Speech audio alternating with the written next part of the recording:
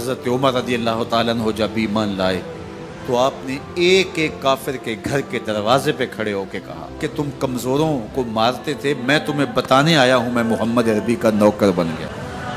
بلکہ آپ نے اعلان کیا جس نے اپنی بیوی کو بیوہ اور بچوں کو یتیم کروانا ہو اور اپنے ماں باپ کی کمر کو جھکانا ہو وہ عمر کے مقابلے میں آئے۔ اللہ اکبر۔ زنیرہ نامی ایک خاتون تھی، بہت کمزور،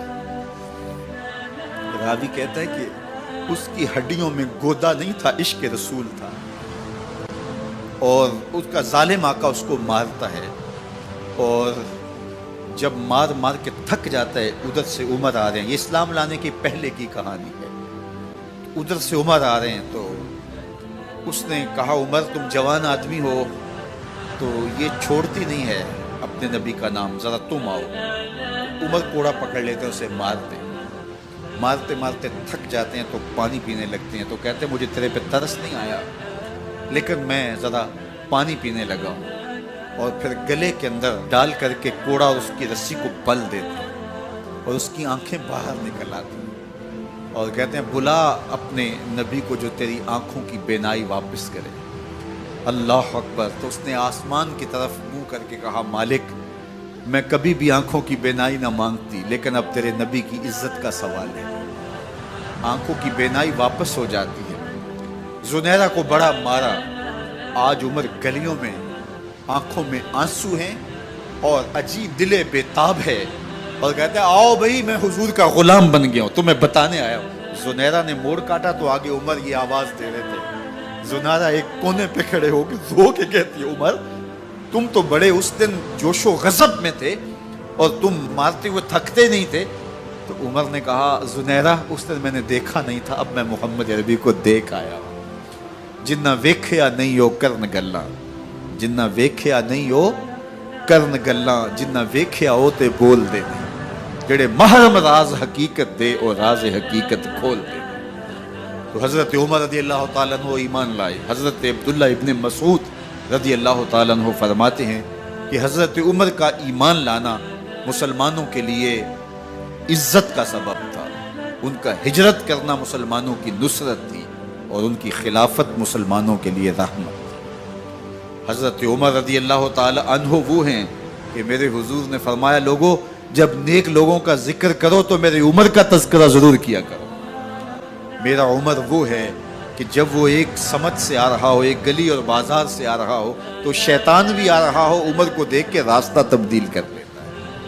حضرت عمر رضی اللہ تعالی عنہ کی طبیعت کے اندر جو جاہ و جلال تھا، طبیعت کے اندر جو سختی تھی، وہ اسلام کے اندر آ کر بھی قائم رہی، اور آپ نے وہی سختی، وہی جاہ و جلال جو پہلے مسلمانوں کے خلاف تھا اب کفار کے خلاف، منافقین کے خلاف حضرت عمر کی طبیعت کے اندر وہ جوش و خروش بدستور موجود ہے۔ لیکن جس دن آپ خلیفہ بنے تو اس دن آپ نے ممبر پہ چڑھ کے جو خطبہ دیا اس میں کہا لوگوں میں سخت اس لیے تھا کہ رسول اللہ نرم تھے، پھر میں سخت اس لیے تھا کہ حضرت ابو بکر صدیق نرم تھے، اب میں تخت خلافت پہ بیٹھا ہوں، اب میری سختی جو ہے وہ نرمی میں تبدیل ہو گئی، صرف فاسقوں، فاجروں اور باغیوں کے لیے میں سخت ہوں، باقی تمہارے لیے نرم ہوں۔ سب سے کم جو تنخواہ بیت المال سے اگر کسی وجود نے لی ہے تو وہ حضرت عمر رضی اللہ تعالیٰ عنہ نے صرف 2 جوڑے لیتے تھے سال میں، اور راوی کہتا ہے کہ میں نے دیکھا ہے کہ اس میں بھی 17 پیوند لگے ہوتے تھے۔ حضرت عمر رضی اللہ تعالیٰ عنہ کا طرز زندگی، آپ کا انداز معاشرت اور آپ کا انداز خلافت، ہر لمحہ آپ کی زندگی کا اٹھا کے دیکھیے کتنی مرتبہ قرآن حضرت عمر کی رائے کے مطابق نازل ہے۔ اللہ تعالیٰ جل شانہ نے ان کو صاحب الہام بنایا تھا۔ ہر امت میں کوئی صاحب الہام ہوتا ہے، حضور کی امت کا صاحب الہام حضرت عمر رضی اللہ تعالیٰ، اور آقا کریم نے انہیں اپنا وزیر قرار دیا۔ فرمایا میرے 2 وزیر آسمانوں میں ہیں، 2 وزیر زمینوں میں ہیں، آسمانوں کے وزیر جبرائیل اور میکائیل ہیں اور زمین کے وزیر ابو بکر اور عمر رضی اللہ تعالی عنہما۔ ایک دن حضرت عمر بیٹھ کے رو رہے تھے تو کسی نے کہا حضرت رو کیوں رہے ہیں؟ فرمایا کہ میں اس لیے رو رہا ہوں کہ فلاں پل سے بکریاں گزری ہیں، تو پل کے اندر شکستگی تھی، ٹوٹا ہوا تھا پل درمیان میں، اس میں ایک بکری کی ٹانگ ٹوٹ گئی ہے۔ تو میں ڈرتا ہوں کہ میرا رب یہ نہ پوچھے کہ عمر تو نے پل صحیح تعمیر نہیں کروائے تھے کہ ایک بکری کی ٹانگ کیوں ٹوٹی ہے۔ یہ ہیں حضرت عمر رضی اللہ تعالی عنہ۔ اللہ اکبر۔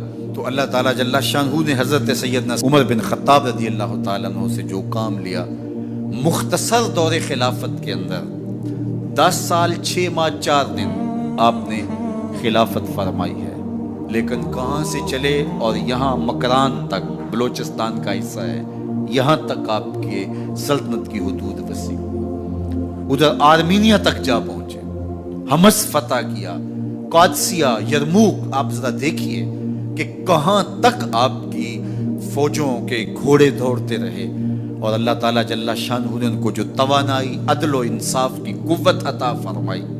اللہ اکبر۔ جب زمین پہ عدل کیا ہو تو زمین بھی حکم مانتی ہے، اور حضرت عمر وہ تھے جن کا حکم ہوائیں بھی مانتی تھی، زمین بھی مانتی تھی، جن کا حکم جو ہے وہ آگ بھی تسلیم کرتی تھی، اور دریا بھی ان کا حکم مانا کرتے تھے۔ مصر کے اندر یہ رسمیں بد جاری تھی کہ سال کے بعد ایک دوشیزہ کو زیورات پہنا کے اچھے لباس میں ملبوس کر کے دریا کی بھیڑ چڑھایا جاتا، اس کی قربانی دی جاتی، اس کا خون بہتا تو دریا چلتا۔ جب مسلمانوں نے مصر فتح کیا تو گورنر نے لکھا کہ اسلام تو اس طرح کی رسوم کی اجازت نہیں دیتا، لیکن خشک سالی ہے، لوگوں کی فصلیں ویران پڑی ہے، تو حضرت کیا کیا جائے؟ تو حضرت عمر رضی اللہ تعالیٰ عنہ کاغذ کے ٹکڑے پہ لکھتے ہیں، بسم اللہ الرحمن الرحیم۔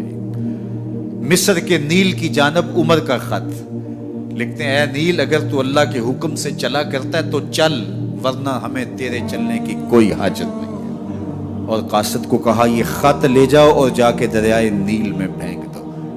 قاصد جا کے خط دریائے نیل میں پھینک دیتا ہے، پانی آتا ہے، ایسا دریائے نیل چلا، 14 صدیاں ہوئی ہیں آج تک کبھی بند ہی نہیں ہوا۔ دریا حکم مانتے، آگ نکلتی ہے۔ لوگ حضرت عمر رضی اللہ تعالی عنہ کے پاس آئے، حضرت لاوا پھوٹا ہے، آگ نکل رہی ہے اور مدینے کی طرف بڑھ رہی ہے، اب کیا کیا جائے؟ فائر بریگیڈ تو زمانے میں تھی نہیں۔ عمر نے اپنی قمیض اتاری، جس قمیض پہ 17 پیوند لگے ہوئے تھے چمڑے کے، کہا یہ قمیض لے جاؤ، جدھر آگ بڑھ رہی ہے آگے ڈھالنا، آگ پیچھے بھاگ جائے گی۔ زلزلہ آتا ہے تو زمین پہ دھرا مارتے ہیں، زمین رک جا، کیا عمر نے تیری چھاتی پہ عدل نہیں کیا ہے؟ تو یہ عمر ہیں رضی اللہ تعالی عنہ کہ جن کے انصاف کی وجہ سے، جن کے عدل کی وجہ سے اللہ تعالیٰ کی رحمات، اس کی برکات کا نزول ہوتا تھا، اور اللہ تعالیٰ نے مسلمانوں کو وہ آبرومند حکومت دی۔ کائنات کی تاریخ کے اندر ایسی حکومت آپ نے نہیں دیکھی ہوگی جو حضرت عمر نے حکومت کی ہے۔ اللہ اکبر۔ فرمایا فرات کے کنارے پہ ایک کتا بھی پیاسا مر گیا تو اس کا حساب بھی عمر سے ہوگا۔ باہر سے سفیر آتا ہے اور آ کے پوچھتا ہے کہ میں امیر المومنین کے، مسلمانوں کے حکمران کے محل میں جانا ہے، تو وہ مسکرا کے کہتے ہیں ہمارے امیر کا تو کوئی محل نہیں ہے۔ کہا کہاں ہے تمہارا امیر؟ کہا مسجد نبوی میں ہوگا یا بیت المال کی اونٹوں کی دیکھ بھال میں لگا ہوگا۔ وہ جب گئے تو مسجد میں نہیں ہے، اللہ اکبر، وہاں گئے تو وہاں بھی نہیں ہے۔ پھر کیا دیکھتے ہیں کہ عمر رضی اللہ تعالی عنہ جنت البقیع کے پاس ایک درخت کے نیچے اینٹ کا سرانہ رکھ کے سوئے ہوئے، تو اس نے کہا عمر تو نے عدل کیا ہے، تجھے کچی اینٹ پہ بھی نیند آ گئی، ہمارے حکمرانوں نے انصاف نہیں کیا، اور وہ بند اور محفوظ کمروں کے اندر بھی سکون اور چین کی نہیں سو سکتے۔ حضرت سیدنا عمر رضی اللہ تعالیٰ عنہ نے اس طرح ان امور سلطنت نبھائے۔ آپ دن کو لوگوں کی دیکھ بھالی کرتے، لوگوں کی ضروریات سنتے سمجھتے، اور جب رات پڑتی لوگ سو جاتے، عمر مدینے کی گلیوں میں پہرا دیتے۔ کائنات نے کوئی ایسا بھی حکمران دیکھا ہوگا؟ اللہ اکبر۔ وہ مجاہد جو مختلف محاذات پہ گئے ہوئے ہوتے، ان کے گھروں کی دیکھ بھالی کرتے، ان کی ضروریات کا خیال رکھتے، ان کی آبرو کا پہرا دیتے۔ راتوں کی تنہائیوں کے اندر حضرت عمر اٹھتے اور جا کے گشت کرتے، چکر لگاتے، دیکھتے کوئی آنکھ پر نم نہ ہو، مفلسی کا کسی گھر میں ماتم نہ ہو۔